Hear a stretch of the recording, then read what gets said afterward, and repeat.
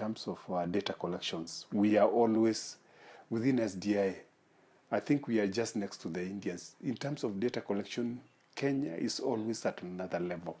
We were also part of the creation of the West African hub, pushing starting this process within West Africa. And actually, if you go to these countries, you realize that when they ask where do you want to go for an exchange, to learn about housing, about savings, about data, everybody wants to come to Kenya. And I think there was that recognition.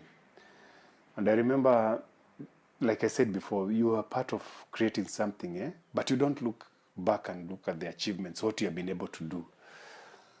We always focused on what are the challenges we are going to face and how do we overcome them. I remember last year I had the privilege of, as the coordinator of the West African Hub, to go with Kimani. So there was a lot of evictions last year in West Africa, and they still didn't get it. You ask them, how do you fight this eviction? They'll say by using our data. So how do you use your data? The bulldozers at the entrance of your settlement. And I wanted Kimani to get them angry. And for us, it's a resistance starts at the community level. It starts with the people who are facing the eviction. That's the first point of resistance. There are many strategies of fighting evictions, but the most important is people being determined, these are our homes, and you're not going to move.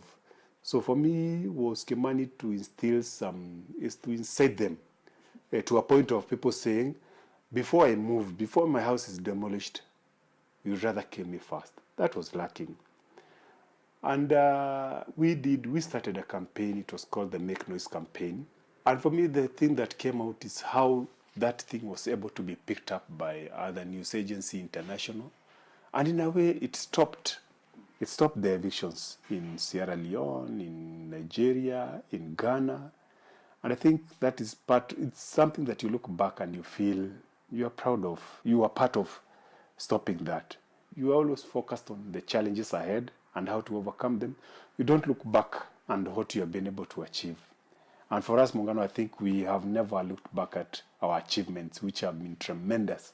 What have we gained in terms of the space, the freedom, and in terms of our housing projects, our toilet projects, our water projects? What have we gained?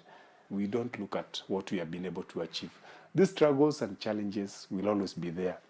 But for us, it's how do you handle them? How do you handle this? And from our experience, there are so many case studies you can take of looking at these challenges and how you handle them. So you look at all the solutions and the knowledge within Muungano. Part of the challenge is that how do you tap, because we do a lot of things, but we don't document these lessons, these case studies, the good, the bad, and the ugly. An outsider can see these things, but for us, we don't look at these things.